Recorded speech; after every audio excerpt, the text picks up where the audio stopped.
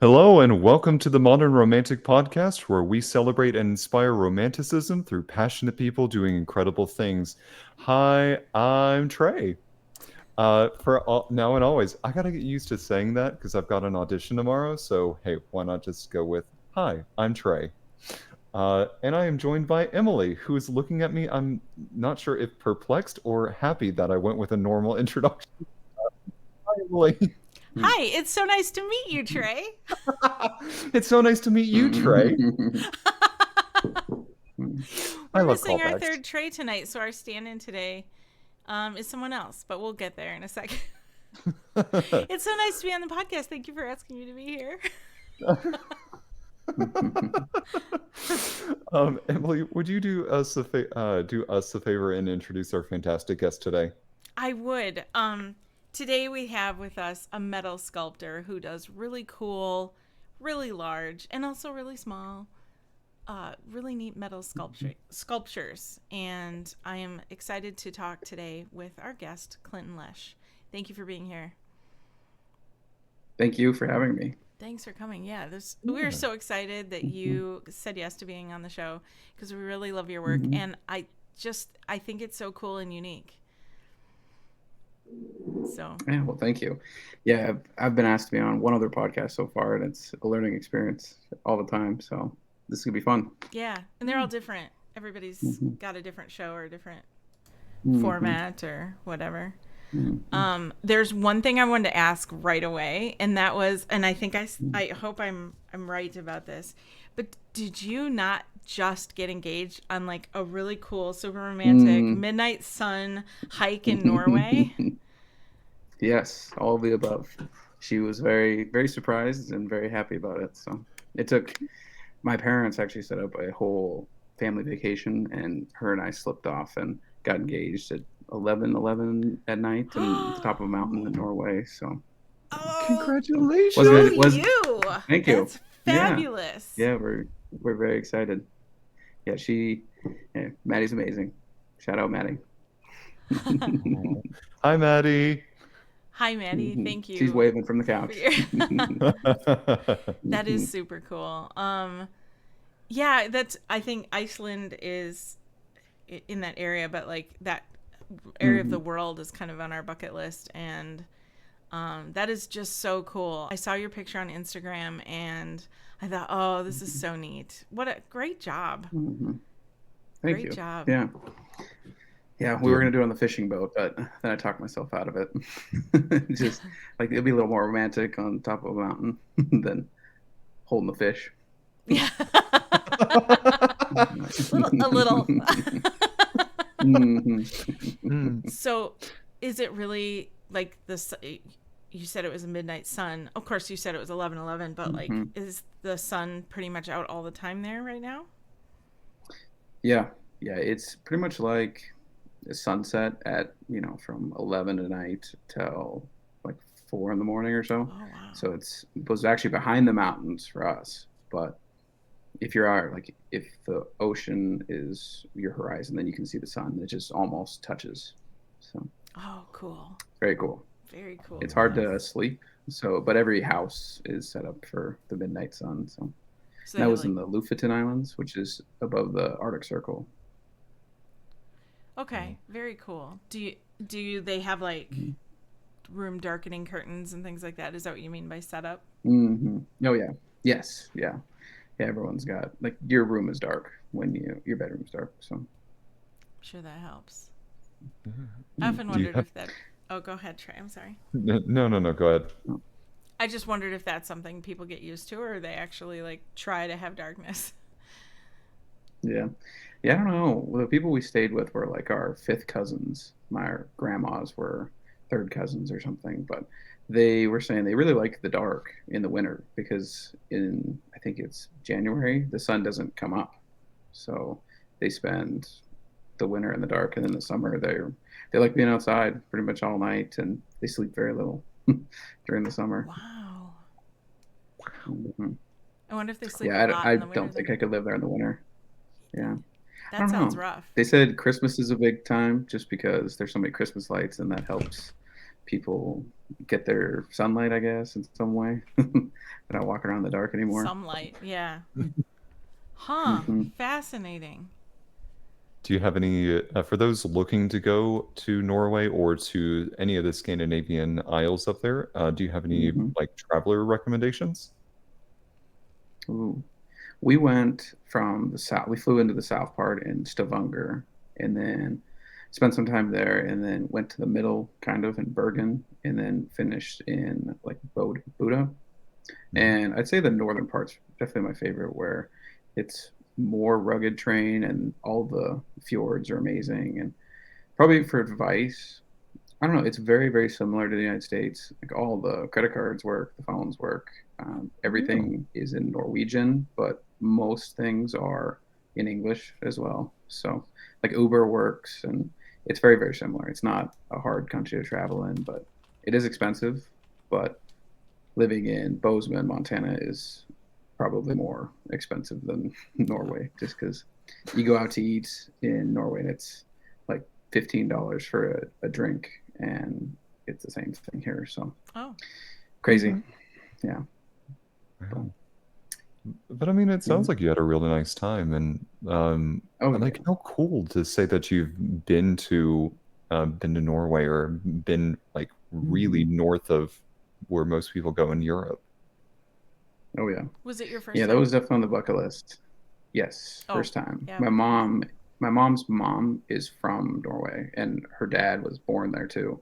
So she's been there before, but she wanted to bring all of us at one point, and so finally, my older brother is 30 and the youngest one is 18. So we're all a good age to travel and made it happen.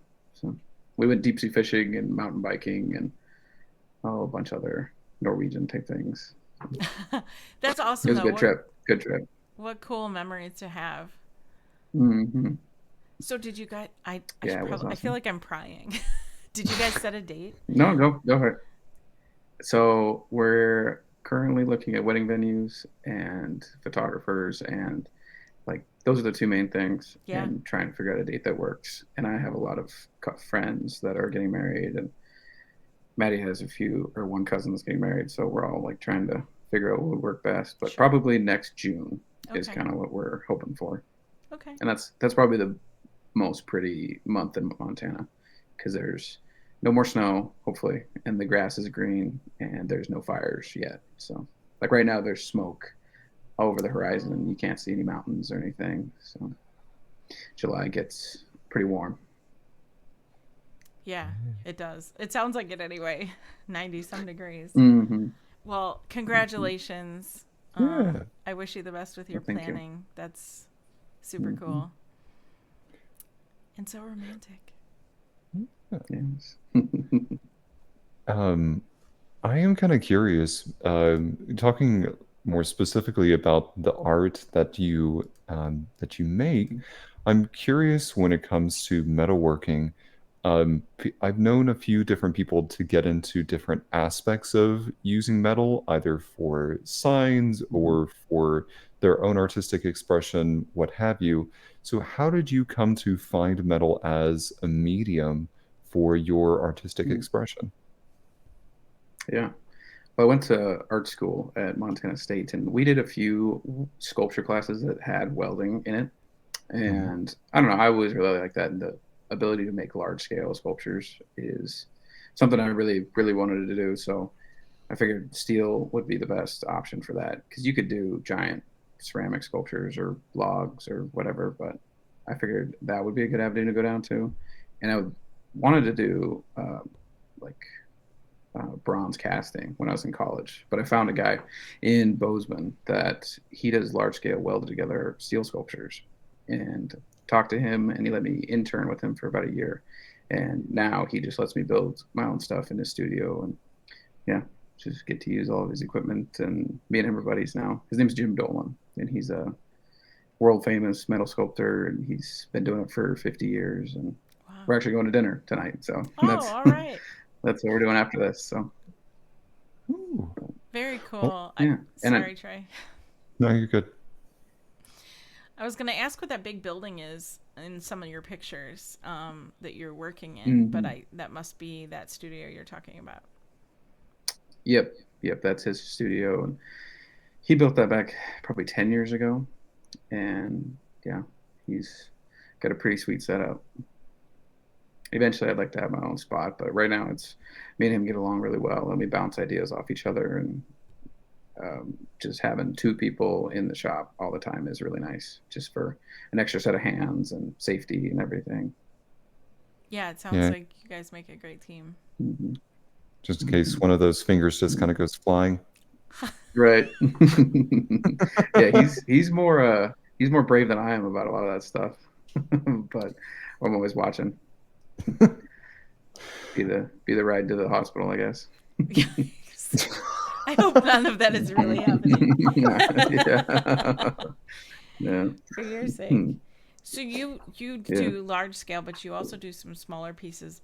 And one of the things you do Yes. that is normally kind of on a micro level, but you don't Hmm. necessarily sculpt it that small, are flies for like if you Hmm. would like for fishing. Sorry, I didn't know how to say that. Hmm. Flies like for fishing, Hmm. for fly fishing, you do these sculptures that Hmm. look exactly like some flies that like Josh would tie. And so, Hmm. do you also do fly fishing? I just got into it actually. The Yeah. first time I went was when I moved to Bozeman, probably 8 years ago. And I tried to be self-taught and didn't catch anything, lost a bunch of flies. And I was like, no, I'm gonna avoid this for a little bit.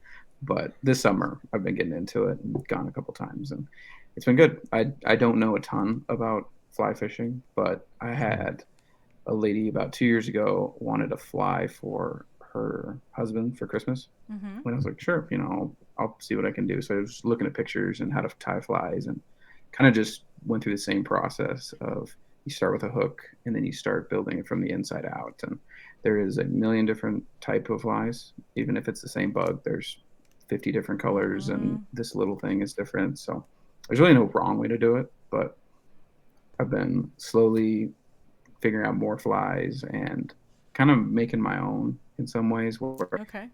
I like the certain type of wings I've been making recently, but there's not a lot of flies that you can do that small of detail on. Mhm. So it's kind of a mix of a real bug versus the lure, the fly. But Mhm. Okay. yeah, so I look at a lot of bugs, a lot of flies. So, how big are those? Like, I've seen them on your site, Hmm. but how big are they, like, in Hmm. reality? They're not microscopic like some of these little bugs are. No. Yeah, most of them are about 15 inches tall, Okay. and that's a really good size for like a counter or a coffee table, and it works really well for the equipment I have right now. The welders, anything smaller, it would start to get really difficult. Anything bigger, it's harder to place in a home. Mm-hmm. So I want to make a larger one for outside, but anything I try to max out the size with also being very easy for somebody to display. That's smart thinking. I do have to Hmm. ask with you using a lot of like bugs for inspiration, any favorite bugs that you're hoping to turn Mm, into future sculptures? mm, mm. I really like the dragonflies right now, but that's interesting. I always had this weird fear of like grasshoppers, and they make great flies, like fishing lures. So I think I might have to get into one of those because it's so much different than the current flies that I'm doing. But that is a good question. I need to. Normally, I've just been like looking online and seeing like, oh, this one's a little different, and I could do it similar, but that's I need to get into more drastically different because a lot of mine are the same. It's got the hairs coming off of it, and there's, yeah, like I was saying, a big variety of flies, and you could use even not fly fishing lures. You could use deep sea lures, and you know people from the Midwest love like and spinners, lake fishing, and yeah, I think that'd be good to get into. When I lived in Nebraska, while there were not many lakes super near us, anytime that Hmm. they could go to a lake, it was that very much lots of Hmm. fishing. Um, Hmm. I looking at some of your other works, it reminds me a lot of growing up in West Texas. Um, the Mm, buffalo, some of the other wildlife catching cattle, like those mm, scenes of cowboys mhm, going after and roping cattle was like mhm, pulling something straight out of my hometown, which how dare you, but that's mhm. amazing. Yeah. Uh, Right. but it's so cool. Hmm. What I'm curious as to like what about those types of scenes really attracts you, and then also how do you Mm, make them look so realistic? mm. Well, some of it's personal experience. I grew up on a ranch and we used horses for moving the cows, and we'd rope cows and doctor or move them or whatever you needed to do. But I had a good thought when I was in college. Actually, I was like, I kind of want to do more like the unglorified parts of ranching, because a lot of the really popular sculptures are the guy riding the horse and he's the horse trying to buck him off, but he's riding, or the guy's doing a super heroic John Wayne scene. And I was like, well, I've had a lot of farm accidents, and I know everyone else has. There's probably my favorite small piece I've made so far was the cow that was jumping over the fence and has the rope around its horns. Like, Mhm. that happened to me when I was probably 12 or 14 ish.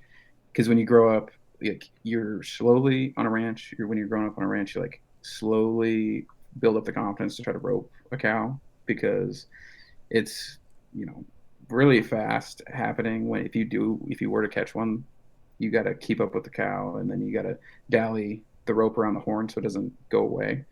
And the Mhm. first time I actually caught a cow, she freaked out and ran, and the rope got away from her, and then she jumped over the fence. And being a teenager at that point, you're like disheartened, but everyone's ranching father has some words of encouragement after something like that, and it's I don't know, it was a very personal experience, and I know a lot of people who relate to it. So I've got a couple more ideas for like non idealized art of ranching. Like, one of the main things that we'd do in the summer was like check on the bulls, because it would be Mhm. breeding season, and if they would get hurt, you'd have to bring them back into the corral and make them not be with the cows anymore. But most of them, the time, if they're hurt, they're kind of angry, and what they'll do is they'll go run and jump in a reservoir, like a dam, and just hide in there, because you're not going to ride out there, because it's you don't want to get wet. But anyway, there's lots of times that's happened. So I'm gonna have to come up with a cool sculpture for that. Wow. I love that you're kind of romanticizing the unromanticized parts Mm-hmm. of that life and that lifestyle. These things Mm-hmm. that we have that Mm-hmm. image of a guy, like you said, a guy riding a horse who's the horse is bucking and maybe his hat's in his hand or something. Mm-hmm. And Yeah. we have that Mm-hmm. imagery already. That's like our, maybe that's our hero, or that's like this glorious moment. But Mm-hmm. these other Right. parts of life exist, and the grit of really living it, you're Mm-hmm. capturing in a way that I think that I is very cool and important, and the people that get it will get it. Mm-hmm. Yeah. Yeah.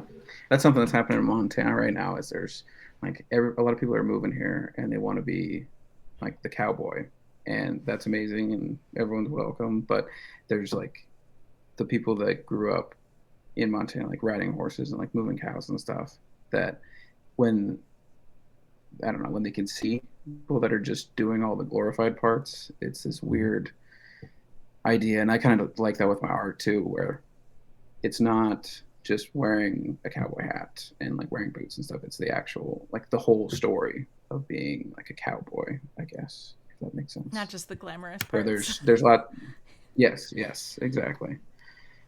But yeah, so, I love it. I think that's fabulous. yeah. Well, thank you. And no Yeah, one those are else, my favorite ones to make. yeah, no one else is going to do that either. I Hmm. think that's what makes it Right. so amazing. Hmm. Hmm. Yeah, a lot of my friends that I grew up at ranch and whatnot, they're like, that's really cool, because every sculptor before this was just trying to make the Wild West like this perfect world, and it was amazing to be a cowboy. And I don't want it to be a negative in any way. Like my goal is to represent agriculture and wildlife in a positive light. So I don't want to be like, oh, this guy's, getting drugged behind a horse and it's terrible things that has happened to people. And I would never do anything like that, but that is a real dark side of it where people get seriously hurt. So Sure. I want to do like the harmless, fun learning experiences that aren't, you're not gonna take a picture of it and be proud of it, I guess. That kind of reminds me of like that listening to you talk about those learning moments makes me think of in music or in theater when you're like trying to learn a new instrument and it's going from Mm-hmm. plucking out the first few notes on a guitar to fully just completely shredding. And I don't know why I'm standing here playing air guitar like anybody can hear me, but I am. Um, but I mean, it's those moments that we want to get to the end result of something and have that very idealized final product. But there's something so joyous in the process of getting there that I think sometimes we kind of forget this.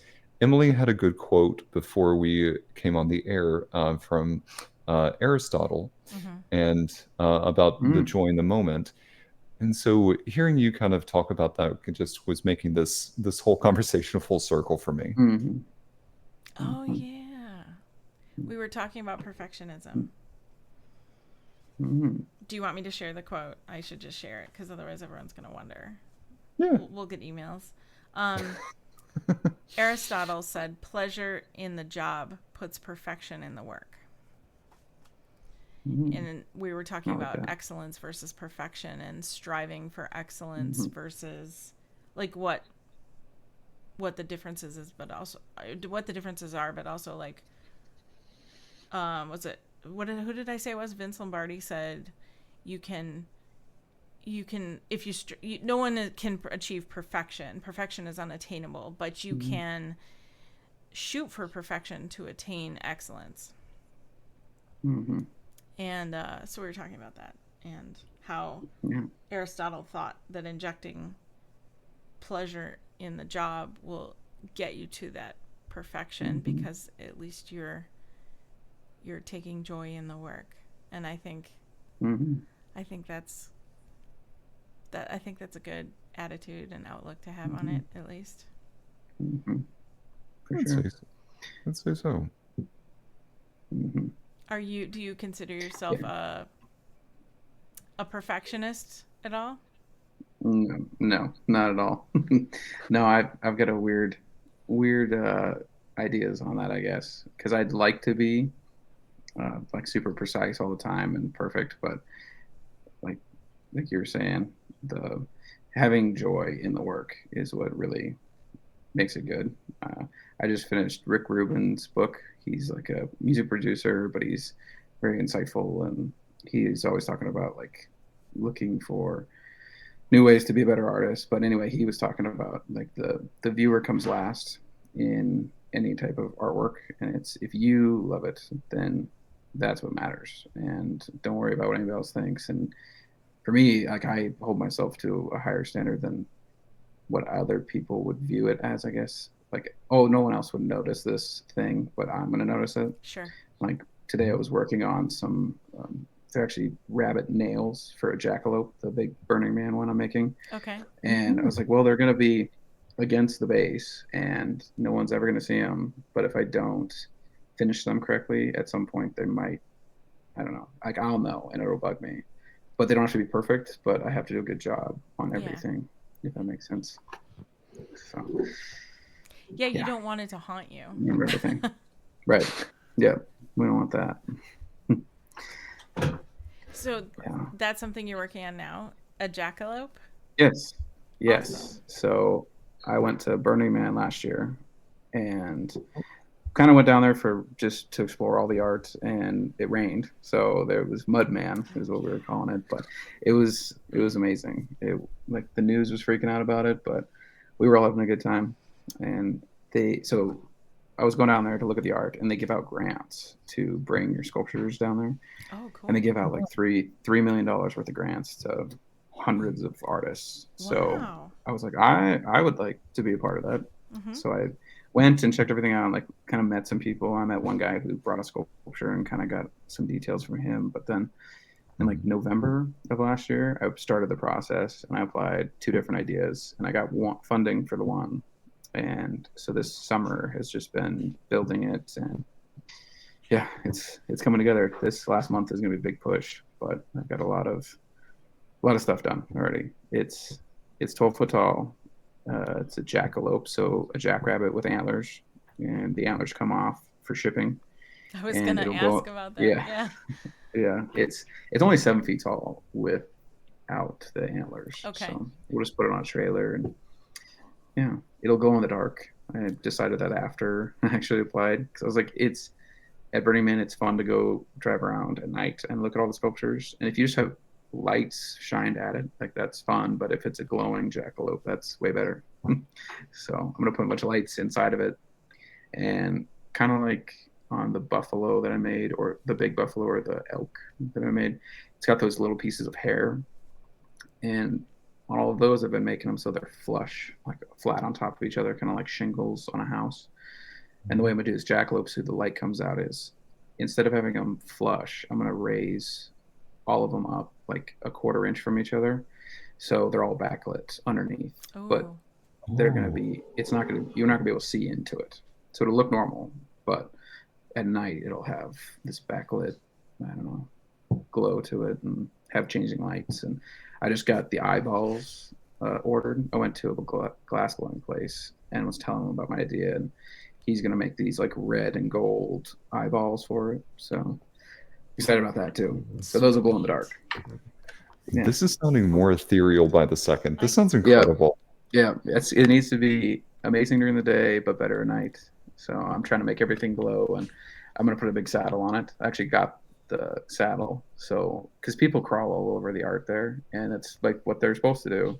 Like, you're supposed to just do whatever you want. Experience it. Yeah. Yes. So I was like, well, it'd be probably better if there was a safe spot to sit, and it would, with the stirrup from the saddle, that would make it easier to get up there. There's like a clear path to like stay on this area. So gonna do the saddle, and I'm gonna have to make a bit for the, like a reins or whatever. But yeah, it's gonna be a cool one. I like that you thought of that. This is so cool. Mm-hmm. There are a couple of things in the chat I don't want to miss talking about, and they're Yeah, all from yeah, go Josh. for it. So Yeah. all of the ones I'm going to read. One was way back to when we were talking about the fly tying. He said, "I've become a bug nerd, and I've become a bug nerd. I've become a bug nerd the more I've gotten into fly tying." And he also said, "The second that I open a fly shop, I'm calling you for one of your sculptures." Nice. And then he said, "If you enjoy what you're doing, you're probably going to work harder at it to be better at it." Right? Which is in relation to the perfectionism thing we were talking about. But also, a 12-foot jackalope, that's freaking awesome. Yeah. Yeah, I'm really excited about this one, just because it's my style, and it's gonna look like something that I've made, but it's just very out of the box and different, but still animals and Western. And like, we would always take our calves to Belfou, South Dakota, which is a giant sale yard. But their big thing there was jackalopes. And when I was little, I was fully convinced they were real, because they were like mounted in the gas stations. And Yeah. So it was kind of like growing up, that was the mythological animal, and believing in something supernatural. I think that was cool. Like, Trey, I hate to tell you, but jackalopes aren't entirely real. What? Yeah. No! They're endangered. They're endangered. There's still a few. Oh, okay. Phew, thank you. Yeah. So, when it comes to hearing you talk about kind of pushing those limits and doing something that's different, what drives you to want to do something different? Ooh. Yeah. Well, I don't know. I've looked at a lot of art over the last like 10 years, and just learning about different artists and why they were successful at their times. And that was something I kind of looked at, was like, you may, like, I don't know, successful artists were normally the first ones to do their new idea and push through social norms. And I kind of see that as like a path to success, where if you're just copying things you've seen or other people's work, like you're never going to be looked at as, you know, the cutting edge of the new art scene. And yeah, that's kind of how I feel about it. So there's just a lot of the same too when it comes to sculpture. There's like Western sculpture, and that's very narrow, like bronze, um, kind of the same, like hyper realism. And then there's a few people that got really, really big, but yeah, I just think there's a lot of room for people like my style. I I would would. say so. Oh, go ahead, Trey. I'm so sorry. Nope, I'm gonna shut up now. No, I These are good like. questions. I My like gears are the turning. outlook though with Hmm. being innovative Hmm. now, not like waiting till you have wild success. Being innovative Right. the whole time, I think makes Hmm. sense. And to make it, I think in art today, you kind of have to. Yeah. At least that's been my experience.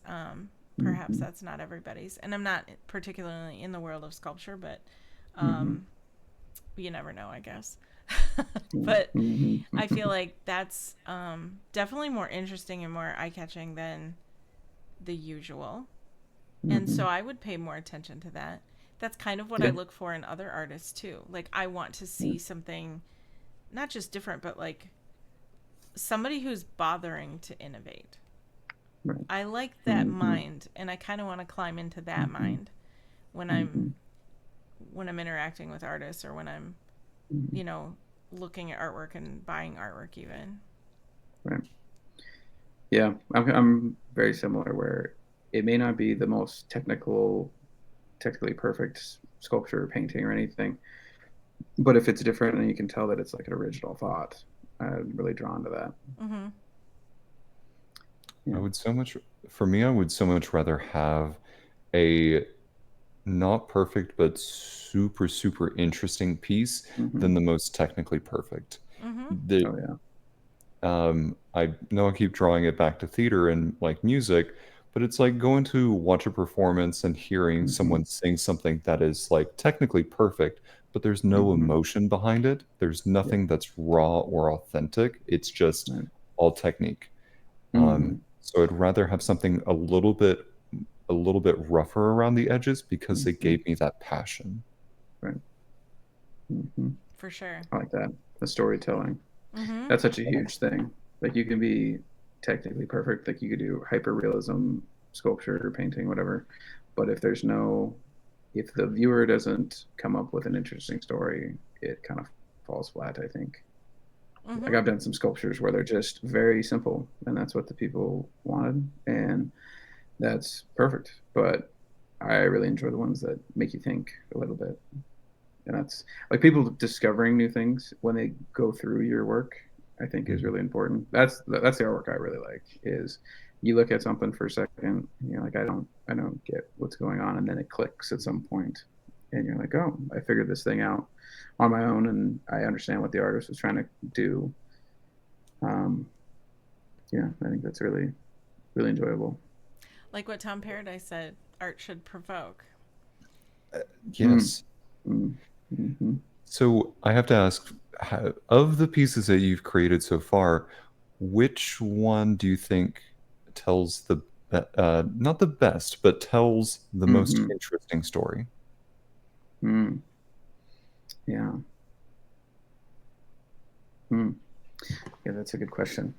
The one we were talking about earlier is probably my most personal story that I've had, but there's been a couple that are cool, like the bison that are sideways running up the staircase, and you view them from the back, but then you shine a light from underneath, and then the shadow flips up onto the wall. If you've seen that one, Oh yeah. I was like, that one's really interesting to me, just because you're forced to sculpt from different perspectives and shadows and lights, and it has to work both directions. Mhm. So I really enjoy the fact that that one's like different in how you view the sculpture.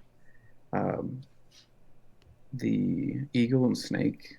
the first big one I did. Mm-hmm. That one has a lot of art theory and whatnot into it, where it's this diagonal movement, but there's the pinnacle of the interaction where the eagle's got a hold of the snake and it's about to bite the bird, but he's also fighting back with his other claw. I was like, I think that one has the most, like, what happened right before and what's happening now, what's happening in the next 2 seconds is, it's like a freeze frame of a crazy interaction. Mm-hmm. And the viewer gets to decide on what happens, and it's fun. Like when I take it to shows, little kids, they'll come up and they'll be like, oh, look at this, and I'll be like, who do you think's gonna win?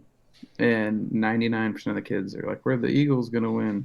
But then there'll be some little twisted little kid who will be like, I love snakes, and it's gonna eat the bird.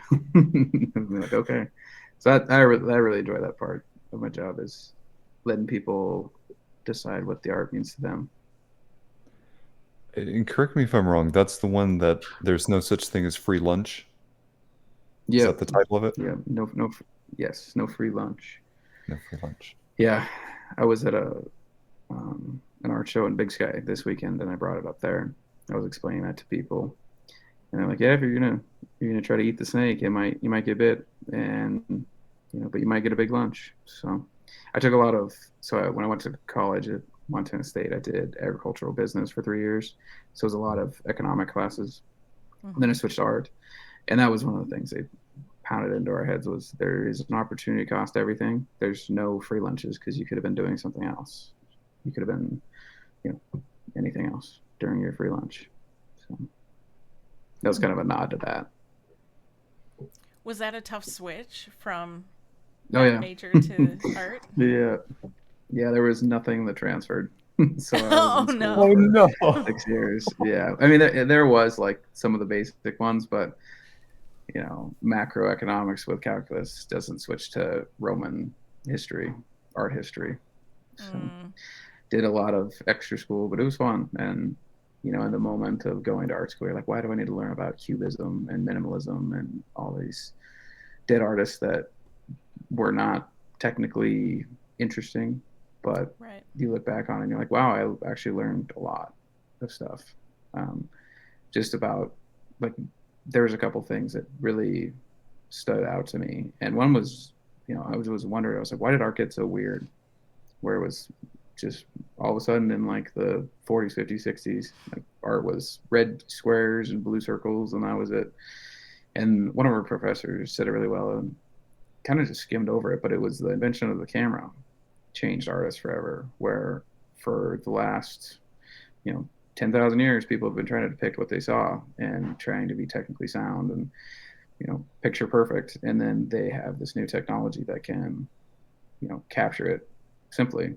So you have to do something that a camera can't do, and you have to put emotion into a scene. So you started getting into like Monet, where impressionism is like the thought of like a fleeting moment in like a sunset or sunrise or whatever scene it is, but it's there's more emotion than in a photo. And then minimalism and cubism and all that, it's like, what's the least amount of information we can give you to understand what we're trying to do? And that like blew my mind in those art classes. I was like, like it takes an art degree to understand half this stuff, but you have to, there's a lot more going on. And normally it's an amazing story for these simplistic art scenes, I guess. It's interesting when you see an art form like your whole life that you don't appreciate because it doesn't speak to you. It doesn't make sense to you. It's not even maybe attractive. And then you have somebody tell you something about that art that changes the whole art world for you. That's pretty amazing. And I feel like that's something that I wish more people had. I mean, I grew up where there were, and even now there's art forms that are, I'm just, you hear all the time someone doesn't understand the art where the guy crumpled up the piece of paper and threw it in a corner, and now that's art. And we have arguments about whether or not that should be given funding as art. And we have, it blew up into this bigger thing. And if a balled up piece of paper thrown in a corner causes that much controversy and conversation, Mm-hmm. then absolutely to me it's art, because Mm-hmm. it created that dialogue to happen, and I think that's fabulous. But also, like, how many people sat and considered whether or not that was art to them, and whether or Mm-hmm. not they could appreciate it as art. Having Mm-hmm. that, um, potentially poking at people's brains enough to open some minds, I think is kind of an Mm-hmm. awesome thing. So Yeah. I love that. I love that angle that you're in that story where you, Mm-hmm. yeah, okay, I didn't love cubism, but I kind of get it now. Mm-hmm. Yeah, that is interesting. The provoking people to think about art. I had in college, they always had these angry preachers, we call them, where Oh they'd yeah. stand and they'd preach at the town or the campus square or whatever. Mm-hmm. And after the fourth or fifth time that it happened, I was like, I think they're just actually, because we'd all leave and talk about Christianity and religion and all that stuff. And I was like, I think they just want us to talk about our own opinions, and they're just getting everyone to talk about it. So it's very similar, where they're not, yeah, it was just a thought provoking situation. So Hmm. Yeah. that's used more than I think we think. I never thought of it like that. Mm. I do have to say that the guy standing outside of the halfway house in Lincoln, Nebraska, right across the street from my apartment building, I used to have different thoughts about that gentleman, but you know what? That is a very unique take, and I appreciate that thought. Thank you. Yeah. Hmm. Yeah, we had extremist ones, and he'd leave and be like, "Well, actually, like, this is what the Bible says, or the Quran says, or whatever," and it's like people would actually have good discussions about it. So maybe they were just mad at the world and wanted to yell at college kids. That's possible. Hmm. Well, even when you look back a few years at that whole, if you recall, the blue black versus yellow gold, or Oh yeah. gold white dress, Hmm. The dress. everybody was up in arms over something simple like perceived color. Hmm. And it wasn't even art, other than it was a poor photograph with a cell phone. Hmm. But if something like that can provoke and cause people to go, I mean, like I saw it versus a different way you saw it, and you know, did you ever see it this way? And can you open your mind enough to see it this way? I feel like things like Hmm. that are just our modern version of what you're talking about as well. Like, we Hmm. have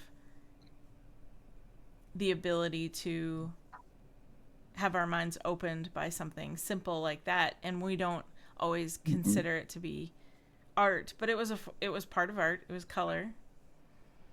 I don't know, maybe it was a bad Hmm. example. No, I was I Yeah. was, just I was going to Yeah. ask you. What was that dress actually? Was it blue It and was blue and black in real black. life, Yeah, like in person?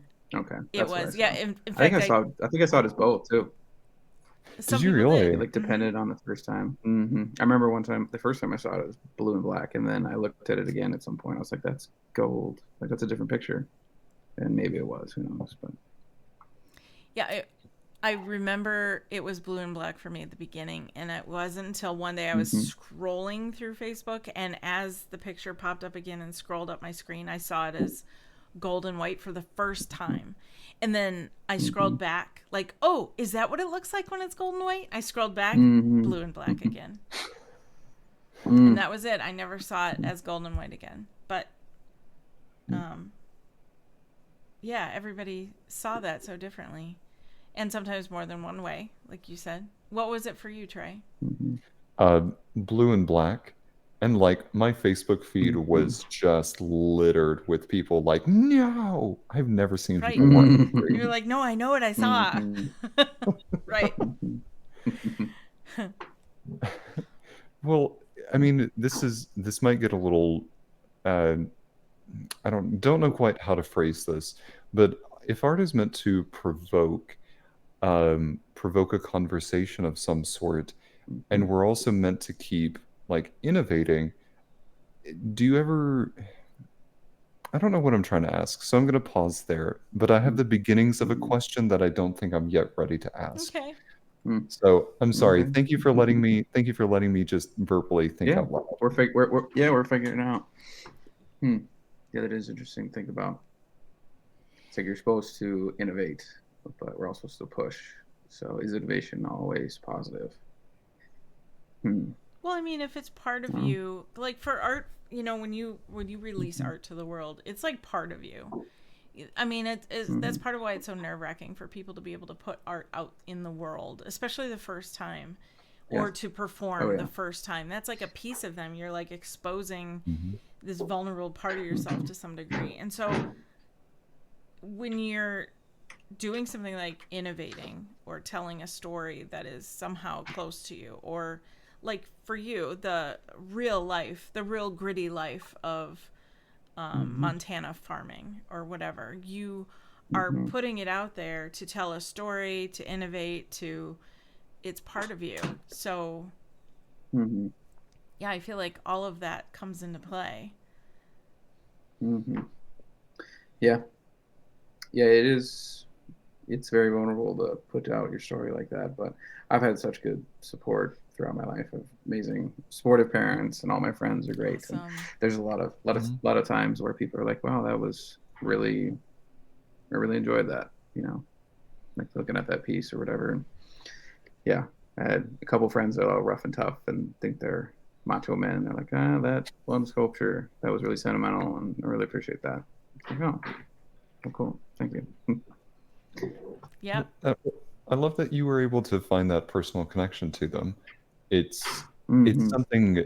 it's something just to kind of, like you said, very vulnerable, but then to have people immediately around you go, "Wow, Mm-hmm. that meant a lot." That Mm-hmm. makes it And I powerful. get a lot of yeah, I get a Sorry. lot of negative comments too from bots on Instagram. But there Oh. is a hack which I recently found out, and I don't know. I just did it one day. Some guy commented something really nasty about one of my sculptures, and I just replied to him with one of the red heart emojis. And about 10 minutes later, it was deleted there, just randomly. And I don't know if he did it or what, but I've done it to like 10 different nasty comments since then, and they're all gone. Like some I don't know if Hmm. it's a real person and they deleted them, or that's like the hack to get the bots to stop, hating on your stuff. Hmm. But so Or you're just showing love was enough to mhm. put them in check. Right, yeah, it's always Fascinating. yeah. I'm not concerned about random people's opinion of me on the internet. What a great I saw a good response. video. Right, saw a good video about that. Some guy was like, "Oh, if you do that, that people think you're weird." And I was like, "Who? Like my family knows I'm weird. All my friends know I'm weird. Like random people on the internet are gonna think I'm weird. Like I'm not worried about it." Which, That's a good attitude. yeah, it takes a long time for people to get to that point, but it's possible. So, what's a piece of feedback you really love to hear Mm. about your work? I do like constructive criticism. Yeah? That's something they told us in college was enjoy this now because this is real feedback that everyone in the future on Facebook, like your mom's always going to love every single thing you do and all your friends are going to be supportive, but a lot of people aren't comfortable with criticizing your artwork because it is vulnerable and everything. Mm-hmm. But I do really enjoy when people are like, oh, well, do you think that is successful in that way? And like, oh well, I actually skipped over that. I should have put more effort into that. So, and it's very small group of people that will do that, but they're also the first ones to compliment you on the successful things.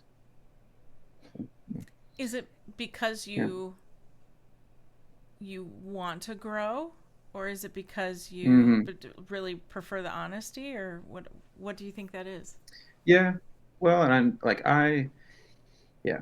There's a lot of things with the sculptures I make that I'm like, oh, I wish that could have been better. I wish this could have been better. And like most people skip over it, and then some people see the same things I do, and I don't know, it's like reaffirming that I should do better at certain things and like grow, like you're saying. Um, yeah, I think it's interesting seeing that because probably a lot of people have different opinions about art, and it's just interesting to see or hear if you agree with any of them. Right. Hmm. It it's I mean, it's God, listening to some of the feedback that I've gotten, I feel like I've cared so much about what people think and say.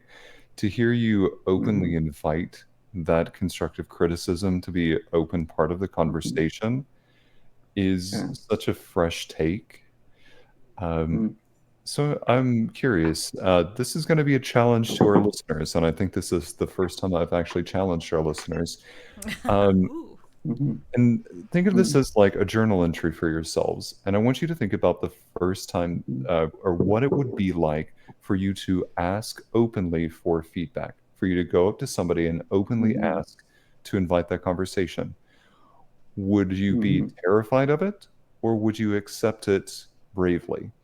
And then I want you to Mm-hmm. explore why or why not.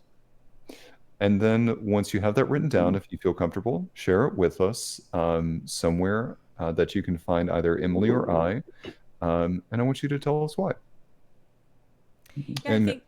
Oh, go ahead. sorry, go ahead. No, go ahead. Um, and I want you to be honest with us about feedback for our podcast. And I want you to be honest so Mm-hmm. that we can start a culture of sharing openly and honestly. I Mm-hmm. mean, and you have to consider where Yes. that feedback is coming from as well. Like you have, who did we Right. talk to recently whose own mother was absolutely not into their work? I don't remember Mm. who it was. Someone recently was like, "Oh yeah, I don't even share it with mom so much anymore because like I can tell it's lost on her." Mm. Mm. That's So too bad. like that, for something like that, like yeah, I don't know. I don't know what the right answer is there because you have Mm-hmm. people who aren't Okay. people who are still waiting the art education that gets them from I hate Mm-hmm. cubism to cubism, you know. Mm-hmm. So I feel like there's constructive criticism to Yep. consider, but there's also constructive I guess there's also just criticism, not constructive criticism. So maybe Yeah. that's the point here. Mm-hmm. And I like the idea of being able to defend your work.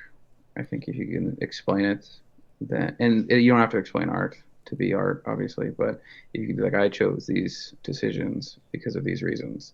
Yeah. And if they don't see that and they don't agree with it, be like, oh, well, that's your opinion. That's fine. I do it because I like it that way. And you're, yeah, this is intentional. Right. There's times where you see art that's not intentional and it's not time consuming and it's considered successful and it's frustrating. Yeah. Well, have you had that happen, Trey? Where I've been given feedback and like had to make justifications for the things that I've done. Yes. Mm-hmm. Yeah. Um, I do it at work and I also do it with Mm-hmm. theater. Um, there, I don't think any person from an audience has ever given me that direct feedback before. I think it's always Mm-hmm. just kind of been like directors or people in the business that have given me that feedback. Okay. Um, I would be interested to kind of get feedback from an audience member. No one's come up and said, I loved you in this performance, or I hated your performance Mm-hmm. in this. No one's Mm-hmm. ever really said one way or another to me before. And it's Mm. unique in that. Yeah. So if you ever Mm-hmm. see me and I'm on stage and you absolutely hate or love or both of my performance, please tell me. I'd love to know. Mm-hmm. Mm-hmm. But only if you say it with with Yeah. that voice. I loved you in Yes. that performance. I love your performance. Mm-hmm. Mm-hmm. I mean, same thing to you, Emily. I'm going to ask the question, have you ever gotten that feedback? Oh yeah. And Oh okay. yeah. Mm-hmm. Yeah, like when I used to have a clothing line, and this is a long time ago, but I remember when I came out with like I think it was my first or second collection. I had a friend of mine say, "Well, why don't you do like a whole bunch of short party dresses that are like, you know, club wear?" And I was like, "That's not even close to my aesthetic. Mm-hmm. That's not close to what I do. I make ball gowns. Mm-hmm. Like Mm-hmm. that would be totally outside of why I want to be in fashion." And so that's kind of how I explained it. But it was like, yeah, I don't like what you do. I wouldn't wear any of that, was what I was told by my friend, because Mm-hmm. she wants a party dress. She wants a cocktail dress. And I was like, okay, I'm just not the designer for you. Mm-hmm. It's a That's good totally attitude. okay. Yeah. Yeah, I won't Mm-hmm. be making you a cocktail dress. Mm-hmm. No offense. I oh my gosh, where is my brain? I am so sorry. So Clinton, I just have a couple more questions for you. Um, Mm-hmm. First and foremost, I want to ask you if you were able to have lunch with anybody on the planet. Mm. You get to Mm-hmm. choose one person, and we'll open it up and say they can be either alive or dead. Who would you just want to have lunch with and kind of pick their brain? Wow. Hmm. There's so many good ones. Are you talking, Trey? Are you saying anybody at all, or like specifically for the purpose of art? Or Yeah. I'll leave it up to Clinton. okay, Yeah. Yeah. I've had, I don't know, probably the first introduction to an artist that I like knew his name and could recognize his work was C.M. Russell, the American Western painter from the early 1900s. I think he'd be really interesting to talk to. I don't know, I've been to the museum in Great Falls, Montana, and been in his house and had a good connection with him. And I was like, yeah, I've just seen so much of his artwork throughout my life, and the story of his life is interesting. And yeah, I think I'd like to talk to him. And there, obviously, you want to talk to 100 people if you could, but I think that'd be my number one artist. Yeah. Cool. that'd be a Uh, good opportunity since he's Hmm. no longer around. No, no. Grab it while you can. Hmm. Yeah, he was interesting. He came out to Montana as a young person, and then did most of his paintings. So like he'd seen like interactions with Native Americans in Montana and cowboys and buffalo and all this stuff. And then when he came back, all the natives were gone, all the buffalo were gone. So he like painted them in, and I don't know. It was from memory, and Hmm. maybe I'm completely off on this, but that's what I read in the museum. So very interesting stuff. Fascinating. Like, yeah, but, yeah. People today, I don't know. People like Elon Musk. I've watched him be interviewed by a lot of people, and he's just very different than the rest of us. So talking to him, it'd be hard to talk to him. But you know, very like hyper successful people I'd be interested in talking to. I think you're right about him. I think he would be hard to talk to. Hmm. Um, I've Yeah. watched a couple interviews with him and been kind of like I can't imagine sitting in that interviewer's chair. Hmm. Um, because it feels I can't put words on it right now, but yeah, I think it would Yeah. be difficult.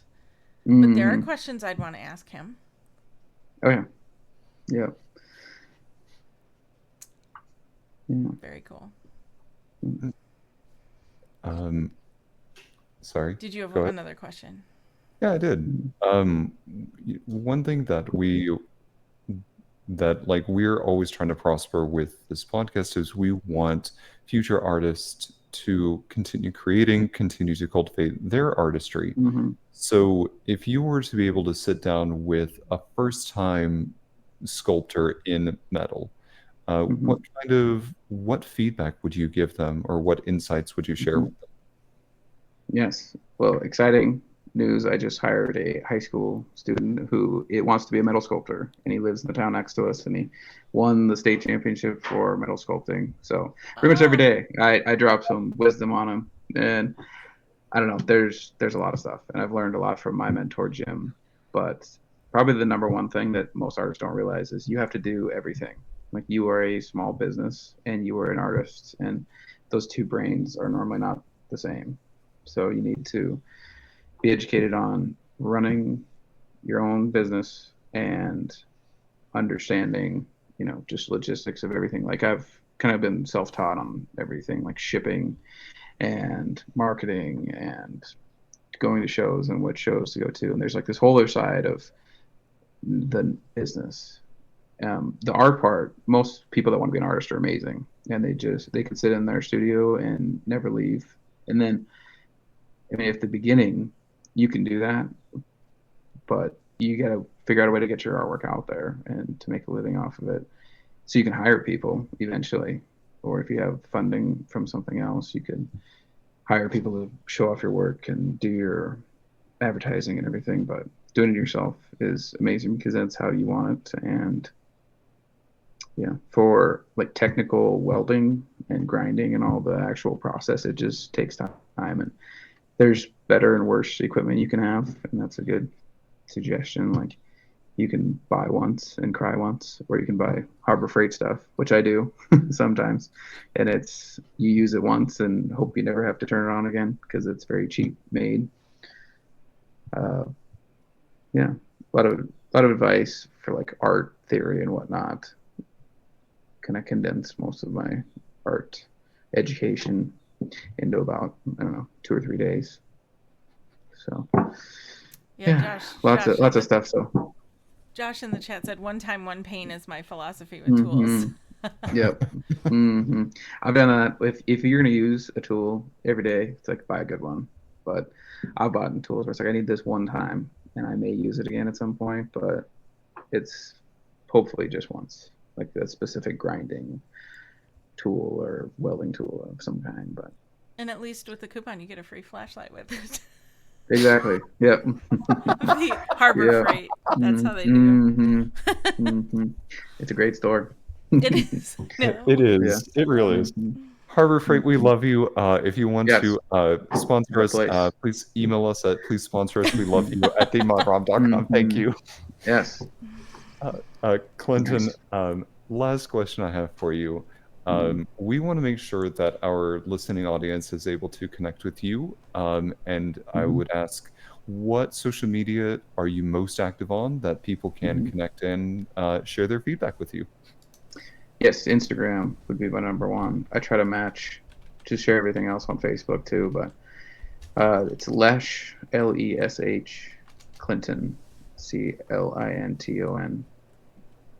And yeah, I try to post. That was something a big goal I had for this year was I decided I wanted to put more effort into social media. And at the beginning of the year, I was like, I'm gonna post a reel every other day until I have 100,000 followers.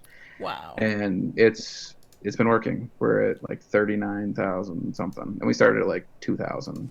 Wow. December in January. So it's like a consistency thing, and you're getting better at creating content, and it's created a lot more business for me just from people seeing, and like this podcast is because of that. So that's another big piece of advice for artists coming up now is like social media is a marketing tool. Like you don't like it's great for keeping in touch with people and seeing the news or whatever, but it's free advertising and it can go to millions and millions of people. So and that's since January of this year? Yep. Wow. So, yeah. And I don't think I'm going to get to 100,000 this year, but hopefully by the end of next year. Because I'll be at 50, hopefully by the end of this year. But still in a year, that's really good. That's really good. Yeah. And I don't know. You see a lot of these people that are like 15 minutes, or what do they call overnight success? And then there's people that, your overnight success in 10 years. So right. I think I'm kind of in that group. But you'll have real, genuine followers in that time. Yeah. So people that'll stick around and really care about your content and what you're doing. Yeah. And that was another thing we learned in college was website's kind of useless unless you have a way of driving people to it.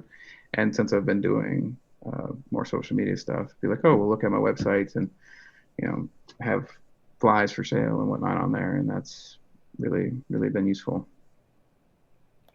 Yeah, so go to it is clintonleshsculptures.com, and you can see all of these cool pictures and all the things for sale and all the flies and things we've been talking about in the giant buffalo. And go check that out and follow him on Instagram.